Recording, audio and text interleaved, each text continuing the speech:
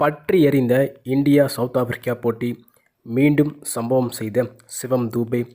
ஒரே ஓவரில் நடந்த அந்த ஒரு ட்விஸ்ட். ஆமாங்க, இந்தியா சவுத் ஆப்பிரிக்கா மோதிய சூப்பர் 8 சுற்றில் இந்தியாவோட முதல் போட்டி அதிரடி சம்பவம் பண்ணிட்டாங்க. நம்ம சேனலுக்கு ஏதாச்சும் பசங்க சப்ஸ்கிரைப் மட்டும் பண்ணிக்கோங்க. அப்படி பண்ணிட்டு பக்கத்தில் இருக்க பெல்லைக்கன் ஆன் பண்ணி உடனே நோட்டீஸ் வரும். நிறைய பேர் சப்ஸ்கிரைப் பண்ணால் பார்த்துட்டு சப்ஸ்கிரைப் பண்ணிப்பாங்க. நிறைய பேர் லைக் பண்ணால் பார்த்து லைக் பண்ணிட்டு பாருங்க. நீங்கள் பண்ணுற ஒவ்வொரு லைக்கும் எனக்கு மிகப்பெரிய மோட்டிவேஷன் ஆகும். ஸோ லைக் பண்ணிட்டு பாருங்கள். இந்தியா சவுத் ஆப்பிரிக்கா இந்த ஒரு போட்டி மிகப்பெரிய லெவலில் போயிட்டுருக்கு. அதாவது இந்த ஒரு போட்டியில் சிவம் தூபே மிகப்பெரிய சம்பவத்தையும் பண்ணியிருக்காரு. உலகக்கோப்பை 2026 அதாவது லீக் சுற்று முடிஞ்சு அடுத்து சூப்பர் 8 சுற்று வந்து ஸ்டார்ட் பண்ணிட்டாங்க.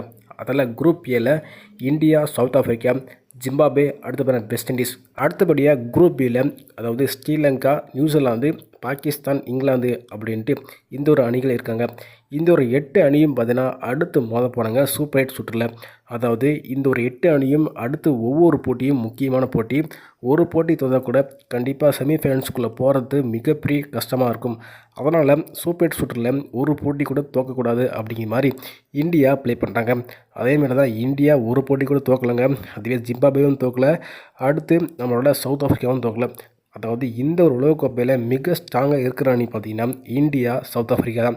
இந்த 2 அணி தான் ஸ்டேபிளாக செம்மையாக தடுமாற்றம் இல்லாமையே ப்ளே பண்ணுறாங்க.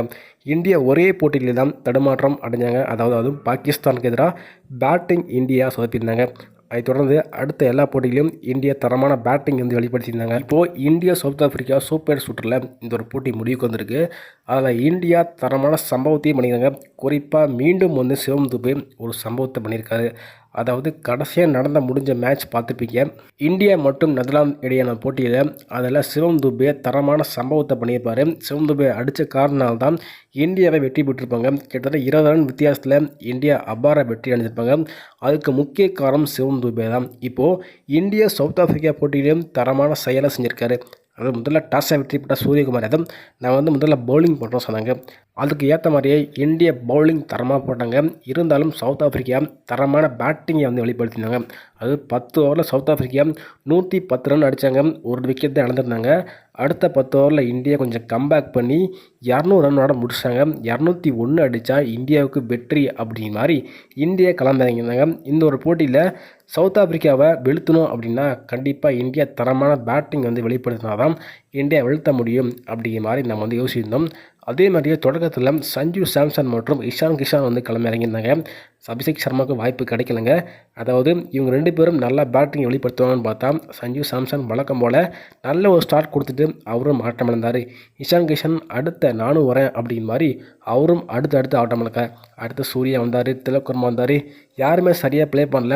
அடுத்து களமிறங்கிய ஹர்திக் பாண்டியா வச்சு நல்லா ப்ளே பண்ணவரும் பார்த்தா இவரும் ஒரு சில சிக்ஸர் அடிச்சுட்டு ஆட்டம் இழக்கிறாரு. கடைசியாக ஒரே நம்பிக்கையை ரெங்கு சிங் மற்றும் சிவம் தூபே இவங்க அடித்தாதான் மேட்ச் வந்து வெற்றி பெற முடியும். இந்தியா வந்து கிட்டத்தட்ட 54 ரன்னுக்கு 4 விக்கெட் போயிடுச்சு. அங்கே வந்து சிவம் தூபே மற்றும் ரெங்கு சிங் வந்திருக்காங்க. கண்டிப்பாக இவங்க 2 பேர்த்தில் யாராச்சும் ஒருத்தர் அடித்தா மட்டும் தான் இந்தியா வெற்றி பெற முடியும் அப்படிங்கிற மாதிரி நம்ம எல்லாரும் யோசிச்சிருந்தோம். அதே மாதிரியும் சிவம் தூபே பொறுமையாக விளையாடுறாரு. தொடக்கத்தில் ரொம்ப பொறுமையாக ப்ளே பண்ணுறாரு. ஆனால் போக போக அவரோட அதிரடி ஆரம்பித்து மேட்சை 1 மேன் 1 ஆர்மியை வெற்றியை வாங்கி கொடுத்துருக்காங்க. கடைசி ஓவர் வரையும் மேட்சை வந்து நின்று முடிச்சு கொடுத்துருக்காரு. கடைசி ஓவருக்கு 17 ரன் தேவை. நம்ம சிவம் தூபே கடைசி அதாவது 3 பால் ஸ்பேர் இருக்கும் போதே வெறும் 3 பாலில் 3 சிக்ஸ் அடித்து மேட்ச் முடிச்சார். மீதி 3 பால் இருந்திருக்கு. இந்தியா கிட்டத்தட்ட 5 விக்கெட் வித்தியாசத்தில் அபார வெற்றியும் பதிவு பண்ணுறாங்க. இது வந்து பயிற்சி போட்டிங்க. இந்த பயிற்சி போட்டியிலேயே இந்தியா தரமான செய்கையை வந்து செஞ்சாங்க. அதுவே மெயின் போட்டி சனிக்கிழமை, அது ஞாயிற்றுக்கிழமை 7 மணிக்கு வந்து ஸ்டார்ட் பண்ண போகிறாங்க. அங்கே தான் மெயின் பிக்சரை இந்தியா காமிக்கணும். ஆனால் இப்போது பயிற்சி போட்டியிலேயே இந்தியா இப்படி சம்பவம் பண்ணாங்கன்னா கண்டிப்பாக மெயின் போட்டியில் சவுத் ஆப்பிரிக்காவை ஓட விட்டுருவாங்க. நமக்கு இந்த ஒரு சூப்பர் 8 சுற்றில் சவுத் ஆப்பிரிக்கா மட்டும்தான் மிகப்பெரிய டீமாக தெரியுதாங்க. கண்டிப்பாக அந்த டீமை தோக்கடிச்சா கப்பு நமக்கு தான் அப்படிங்கிற மாதிரி முடிவு பண்ணிக்கலாம். சரி, நீங்கள் சொல்லுங்கள், கப்பு யார் அடிக்க போகிறா, குறிப்பாக மெயின் போட்டியில் யாரை வின் பண்ண போகிறா அப்படிங்கிறத கருத்துக்களாக போட்டுவிடுங்க.